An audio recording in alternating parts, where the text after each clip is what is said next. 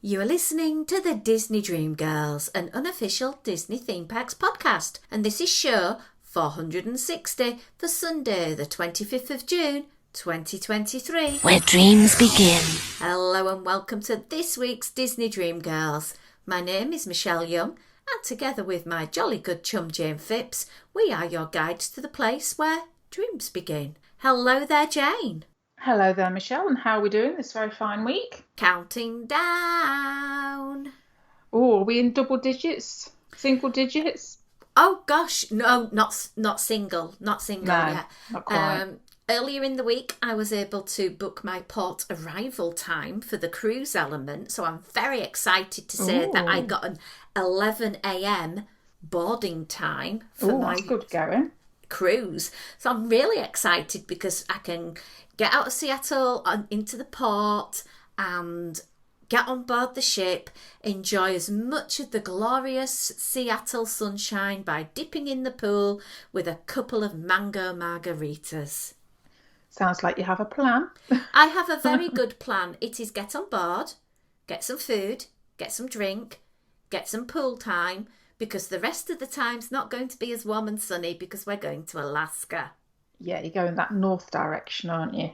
Yep. I have been busy knitting scarves to make sure that our little travel party will be all nice and snug. Oh, how kind of you. Well, it's a twofold thing. One, it stops me snacking on an evening. And two, I like giving away gifts. Yeah, nice thing to do. Yeah. Yeah.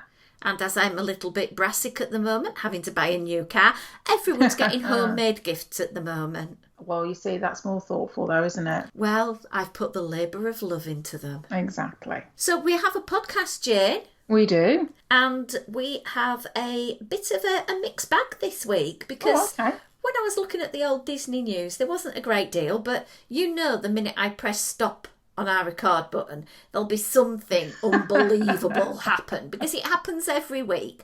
That The law minute, according to, yeah, I press stop and then something will come up saying like, oh, we're going to put a virtual queue in Cosmic Rewind, or every Disney fan whose name begins with M, we're going to give $10 to, something weird and wacky. That's just wishful thinking on your part. Well, I think wishful thinking on both, but what would I rather have, $10 or no longer a virtual queue for Guardians? Let's just have both. We'll be greedy. Ooh, you mean like the Disney company? Oh. Yeah, my husband is a little bit angry with Disney Plus at the moment. Yeah. Yeah, they put his renewal price up and they didn't tell him they were doing so. So he was a little bit annoyed when quite a bit more came out of his bank account. Ouch. Yeah, so we might have to do the old classicers: unsubscribe, resubscribe. Oh, this does annoy me with companies when you remain loyal and you get nothing for it, but sign up as a newbie and all of a sudden they want to give you everything under the sun. Unless you are a customer of Barclays Bank, and I know you used to work for them.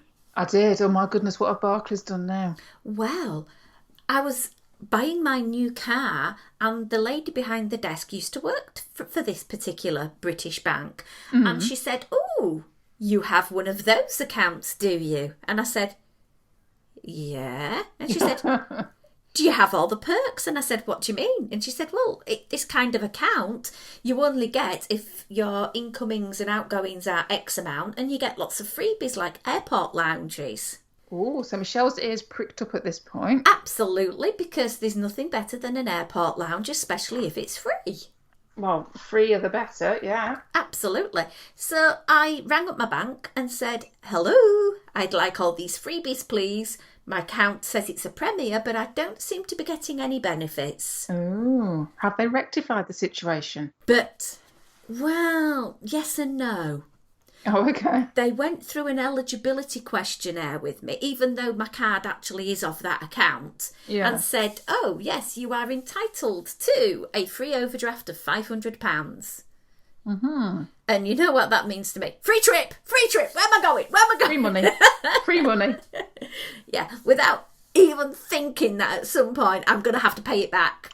That's kind of the catch with that one, Michelle. Yeah, it's like, oh, I've got £500. Oh, that might just mean I might be able to buy 2 tickets for Tom and I to spend one day in Disneyland in the summer. Because at the moment, we're just going to be walking up and down downtown Disney for 4 days because there's no pennies in the fund. Oh. Although, go back a couple of years. Back in our little time machine journey. Oh, well, like a time machine. Yeah. And this was pre-COVID. And one of the Disney security guards at downtown Disney dropped a gift I had received from the lovely Marla Chan. And it was this glass candle. And he dropped it on the floor and smashed it. And I complained because it was like, now they wouldn't let me in the park because I had broken glass. And I said, it wasn't broken till your security guard dropped it on the floor and smashed it. So there was a bit of a hoo-ha, and I love a good hoo-ha. And basically Disney Company wrote to me and apologised. They recompensed, and they very kindly offered me a one-day Disneyland park ticket. Okay. But bear in mind, this was after I had left and I had an annual pass. Right. Go forward a couple of years, we have a pandemic. Yes. I've not been able to get to Disneyland. No. So pass has gone unused. Yeah, so I have this pass now, and whether I go with my best sad-looking puppy dog eyes to guest services and say, I've got this, does it still work because it's a one-day entry to Disneyland and it's not Christmas, like it says I can't use it at Christmas. Can I use it now, please, Mum? And smile. Oh. So has it got an expiry date on it? That's the big question. Well, it kind of had a year, but then I don't think they expected to have COVID come on our heels, because I had, the letter was dated January 2020 and it said had to be used by 2020 December. Well, we know Disneyland was closed. We know there was no travel. So I'm hoping they might take pity on my really cute English accent and my nice smiley face with impeccable manners, because we all know if you are super nice with Disney people, it is the right thing to do. Absolutely. And as my mother used to say, you catch more flies with honey than you do vinegar. This is very true, along with if you don't ask, you don't get. Absolutely. And I don't think it's cheeky, because they did offer me the ticket and I've genuinely not been able to leave the country. Well, yeah, it's a very valid reason. And obviously at the time they were extending like annual passes and so forth, weren't they? So you never know. So we'll see. And I'm sure Tom will love his day at Downtown Disney while I'm in the park. Yeah, that's going down really well, Michelle. Especially when he's not seen any of the Marvel Land, he's not seen any of Galaxy's Edge yet. Yeah, I don't think that's going to go down too well, love. You don't? No, sneaky feeling. I'm sure there's some Star Wars shopping you can go and look at. Yeah, maybe not quite the same level. All right, I'll give him the ticket then. If I'm going to give Tom the ticket, though, there needs to be something to entice me to do something else. And what better thing than I could possibly do with this extra tenuous link here is go to Jane and I's favourite place, Earl of Sandwich. Oh, wow, what's cracking off at Earl of Sandwich? Anything special? There's been a lot happening with Earl of Sandwich in Downtown Disney, and they have up now running their menu, all exciting, and I am looking forward to having a holiday turkey sandwich in the middle of August. But they're offering not just their usual sort of panini type sandwiches, they've got their wraps, they have got their chicken salads, their Greek salads, caprese salad, they also have their tomato soup bowl, which is so yummy, really good. And it says on the menu just for kids, but let's be honest, we're children at heart. The best thing on this menu, top tip from me, is the kids' grilled cheese, which is cheddar, Swiss and mozzarella. Get the aforementioned tomato soup. Under $10, you will have a treat. Wow. Or you could just get, the pizza bread, which is pizza sauce, Italian seasoning and mozzarella. Something tells me you're doing some research at the moment, Shell. Michelle is doing Disneyland on a budget, Jane. Interesting. So I could get tater tots for $4. I could get mac and cheese for $6. Or I could get a frozen lemonade for $5, just in case it's a little bit hot and toasty in the August heat. They're not bad prices, though. They're not bad prices, and they're also offering breakfast menus, so it's really good if you're walking into the park that route. You can pick up your Earl of Sandwich, go towards the gates, eat it while you're waiting in line, and then, hey presto, Disneyland opens and you're going to go headlining straight for your favourite attraction. Yeah, we really could do with a sandwich expanding their number of stores worldwide, couldn't we? Well, they tried them in the UK, but they just went down like a lead balloon. I don't know what they did wrong there. It's... hello? Anyway, so that is one thing I am really excited, really looking forward to. And I know they sell your favourite thing there, Jane, the bread pudding. Yeah, there is something about their bread pudding. That'll even turn your keto heart to a carboniferous trough monster. Yeah. Well, I have to have a treat every now and then. Of course. Only if a day has a Y in it. Funny that, isn't it? Yeah. Right, well, let's go back on to this week's podcast. We had a slight digression there. I think you might have a couple or three pieces of news for me and thee. I have some history. Do you want some history first? That's an even better idea, Jane. Well, I've got one from each day of the weekend. We're having a 3-day weekend, just because we can. So, I'm going to start with the 24th of June.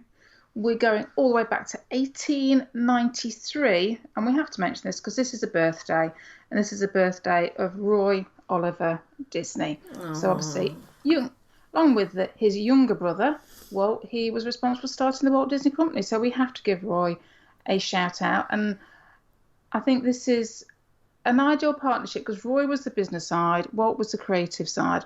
And I love the quote that's assigned to Roy where he says, "My job is to help Walt to do the things he wants to do." And I think it's this element of creatives should be allowed to be creative and then have somebody else who is responsible for the money side of things to either find the money side or to rein that creative person in as they need to. And this obviously worked really, really well for Roy and Walt as they expanded and created what we now know today. Obviously, Roy served as Walt Disney Productions from 1945 to 1968. He became chairman of the board in 1964 until he unfortunately died in 1971. And it was Roy's idea to take the name for what we now know as Walt Disney World. It was going to just be Disney World because obviously we've got Disneyland in California. This was going to be Disney World.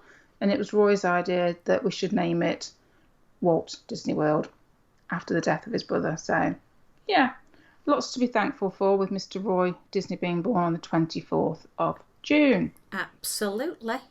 If we go forward to the 25th of June, and quite close now, 2017, there was a one-of-a-kind map of Disneyland sold at an auction for $708,000.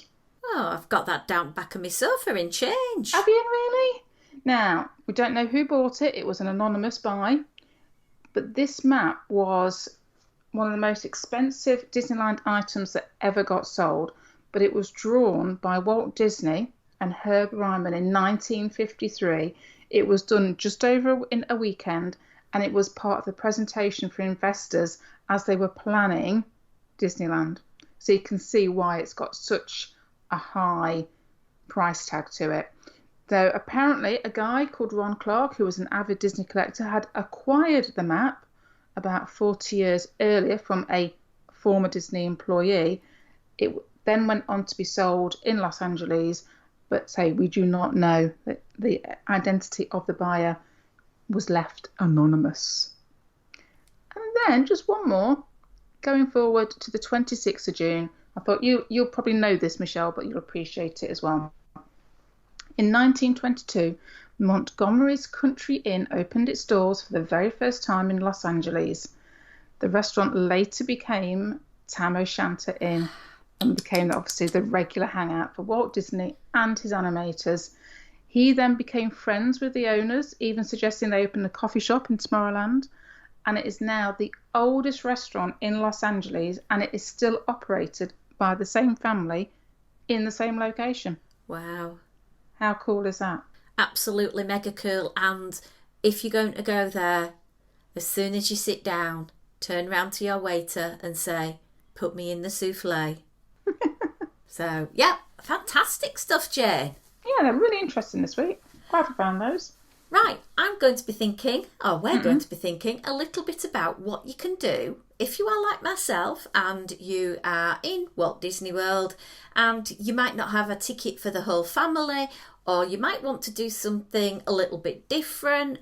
And I've come up with a few things that you can do that, yes, are expensive in some cases, but are original, different things that I really think people would absolutely adore to do. Ooh, okay.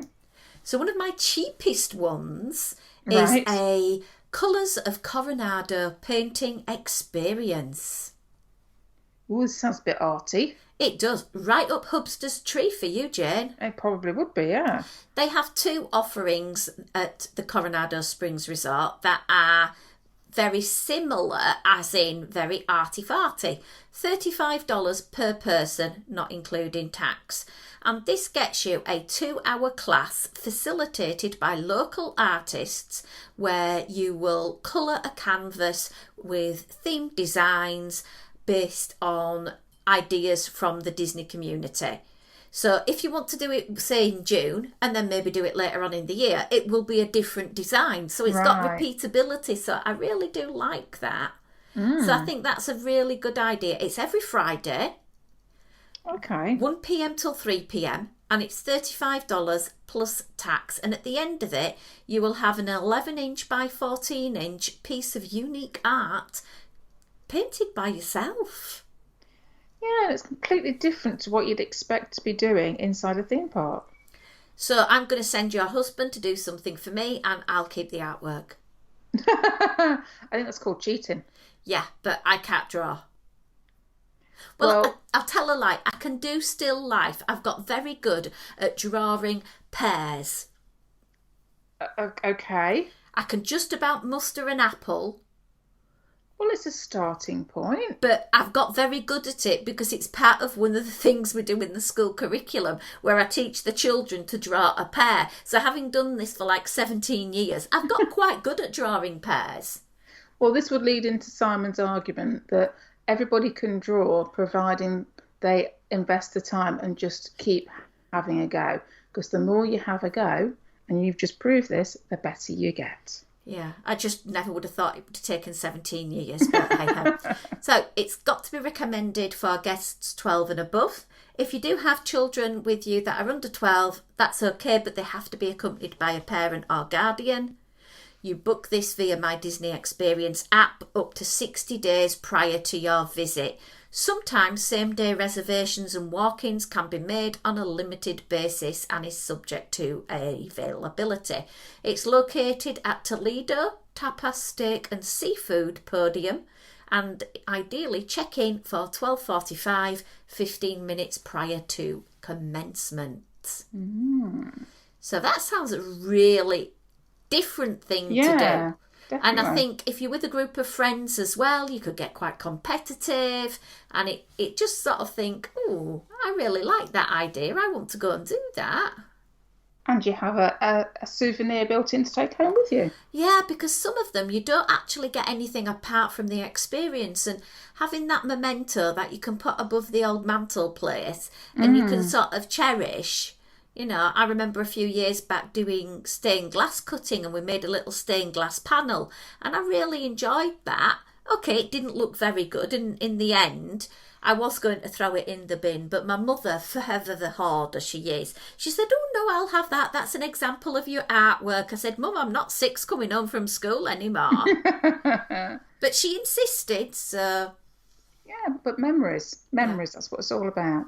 As I've mentioned before, they also do a mosaic class there as well. And I know Marla Chan, I'm sure it was Marla anyway, has been and done that. And I've seen a few other people, and that looks a fun thing to do.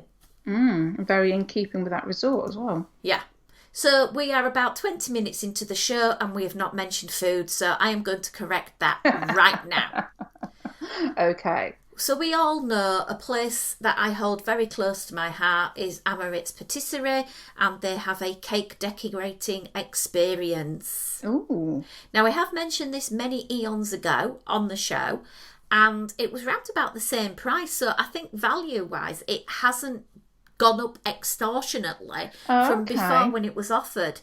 It is $199 per person, and one reservation can accommodate up to 2 guests. So you can sort of work with your buddy and then maybe negotiate with your friend who gets the cake afterwards, or whether you're going to share the cake. It is quite a large domed cake, so I suppose a couple of you could share it. And I think that would be the nice thing to do, Michelle. Yeah. And it reminds me quite poignantly back to when I got married in Walt Disney World, that our good friends Sam and Ashley, they paid and ordered our wedding cake on our behalf, and it was from Amaret's. It was one of those Mickey Dome cakes. Oh, lovely. So anyway, at the moment, and this is why I mention it because I'm so excited for this, from the 1st of July going through to the 13th of August, the class will feature an orange bird dome cake. Ooh. Instead of the traditional Mickey sculpted one. That's got to be tempting for anybody out there. Absolutely. And it's in celebration of the Flavours of Florida event presented by Coxicle at Disney Springs. And this is what it says about the cake you will be decorating. You're not expected to make all the cake. You are just putting the components together. Right. This decadent dessert includes layers of vanilla chiffon cake, Grand Marnier simple syrup, mandarin pâte de fruits, so that's basically a layer of an orange gel, and it is so intense with that mandarin orange flavour, white chocolate crisp pearls and mandarin orange cream. Sounds very zingy. So all the components are put in front of you. And they go through how to put it all together. You will know how to pour glacage, and that is that beautiful orange glaze that tops that cake. And how many times have I seen that on Bake Off or whatever, and it looks like someone's just vomited on a cake. Yeah, but I don't know how they do it. They get that lovely shine to it, don't they? It's sometimes referred to as a mirror glaze. Oh. And then you get the opportunity to sculpt the beak, the eyes, some leaves, and wow, you get some refreshments provided, such as specialty coffees and teas and water, and select alcoholic beverages. Oh, all in with the price? All in with the price. And then at the end, your cake will be neatly packaged, and I must say the packaging at Amaret's is exquisite, and you can take it back to your hotel, and yummy. You'll also receive an additional gift from Amaret's as a reward for your artistic efforts. Ooh. They are also happy, if you want to go and spend some time at Disney Springs, for you to leave your cake there and pick it up before you go back. Oh, that's very considerate. Yeah. Now, normally these cakes retail about $80. So to have the experience with the alcohol and the tea and coffee and all of that lot, it's $199 plus tax, and it's a 90-minute experience for up to 2 people decorating one cake. Yeah, so I suppose if this is something that's you're really interested in, the fact that you know, part of that is paying for the cake anyway, and you're going to be paying a tidy sum for the cake. So, yeah, it could be a good opportunity. But I've got an even better idea, Jane. All right, go on. Come in close. Don't let any other Disney podcasters hear this. Shh. Shelley's top secret. When you book your class, and you can ring to book, if you pay an extra $50 plus tax, you can get a second cake. Ooh. So you and your friend ultimately end up with 2 cakes. And you don't have to do the S word. The sh word. I know. Now, you can come to this event if you are under the age of 21, but obviously you will not be getting any alcohol. And you can take a child as long as that child is with an adult to participate and supervise. The cake decorating classes start on select mornings at 9:15. Oh, bright and early. Well, I think it's because it's actually in the shop, so that the shop opens at 11, so it doesn't hamper right. So anything. it's not. Yeah, that's a very good idea. Right, yeah. So if anyone does fancy doing this one and sending me the cake, I will quite happily eat it for you. Yeah, I'm not sure how it's going to transport across the ocean though, Michelle. Okay, party pooper pants. One more for you, Jane. Go on One then. more. And this one, to me, one year I will actually do this. I did have it booked, Oh, but it right, never got okay. happened. It is the Wilderness Back Trail Adventure. Right. And this is on a Segway Mark II.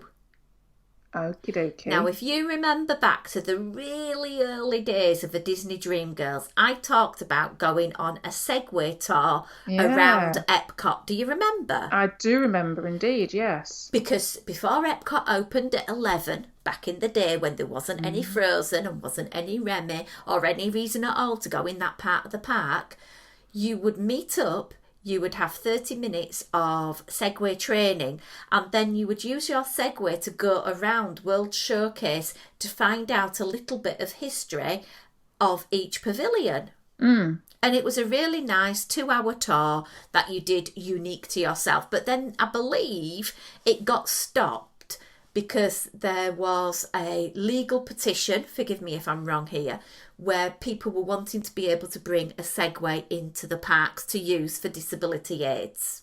Ah, right. And So, Disney then thought, oh my God, this will be carnage. yeah, a bit chaotic. Will you imagine Christmas Day, people on a Segway trying to get up Main Street? Yeah, it's just going to end in disaster, isn't it? So they removed all the Segways from the actual theme parks, but you can still do a similar event over at the campsites at Fort Wilderness Resort. Okay. And another thing about this, which I absolutely adore, and it is just like the Amorettes, the price hasn't gone up. Ah, So it's $90 per person, tax not included. And it is a more of an off-road experience because the Mark II Segway is a all-terrain vehicle. yeah. So they're going to give you some training first. You do have to be under a certain weight limit to manage the equipment and be able to be safe on the vehicle. I think if I remember rightly, you have to wear a safety helmet, and I think it's optional for knee pads and whatever.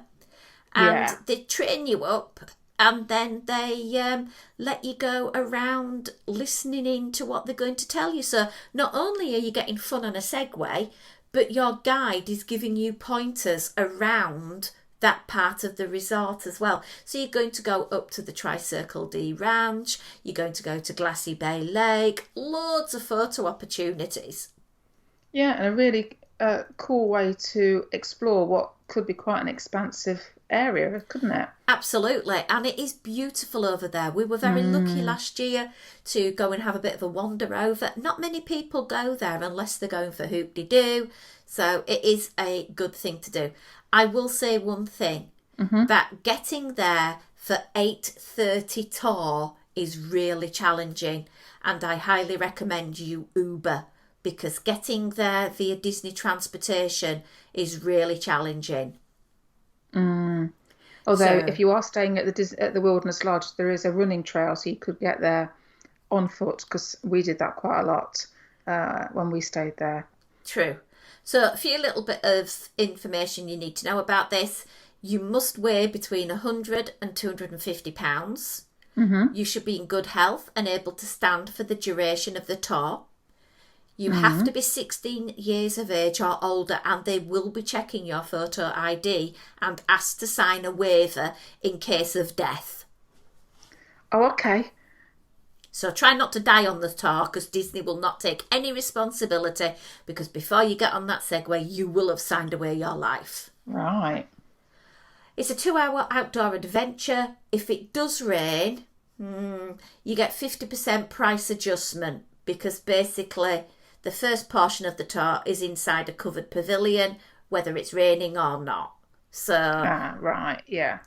Just bear in mind, if you're going in the hotter months of the year, such as August, it's unlikely to have rain at that time of the day, but you never know. Yes, because you're kind of getting into hurricane season, so goodness knows what you could be up against. You've also got to consider your footwear. You are supposed to wear trainers, or as Americans would call them, sneakers. Sneakers. No flip-flops, no sandals, or any rocker exercise type shoes, e.g. Skechers shape-ups, will be permitted as they are not compatible with the Segway, because the Segway, the way it works, it's pressuring forward on your toes, on your heel, and if you're not very secure into your shoes, like flip-flops, it's not safe. Yeah. You can cancel 2 days prior to your reservation. So that's not bad then. If you know that the weather's going to be particularly gnarly, then at least you could get out of it that way. True. I haven't done this one. I still would love to do it. It sounds a lot of fun, and it's something I would possibly consider adding to my next trip. Yeah, an interesting one. I must admit, I've never attempted a Segway, so I'm a little bit dubious about it, because I did have a friend who in a forest drove a Segway into a tree and damaged her cock. And she damaged her cock. I know, but she damaged her coccyx. Ow! Exactly. Ouchie, ouchie. If you're going to injure anything, that is one part of your body you don't want to hurt. Yeah, so I am a little bit wary about Segways. But anyway. Well, to be honest, love, I don't think you'd hit the £100 minimum. Oh, I don't know. I think I would. It depends if you've had any funnel cakes. True. So that's where we're going to end off this week's show. Thank you ever so much for listening in. We are going to pop on over in a moment to record a special show for our lovely Patreons. And if you want to join our little gang of supporters of the show, pop on over patreon.com/Disney Dream Girls. We are being quite active, sharing little bits of past travel, future travel over on our Instagram at Dis Dream Girls. So please check that out. And also our Disney Dream Girls podcast family, where we're asking all sorts of questions right now and sharing top tips and things that you might want to do in your upcoming holidays if you're planning a trip to a Disney park this summer. But until next time, it's a goodbye from me. And it's a goodbye from me.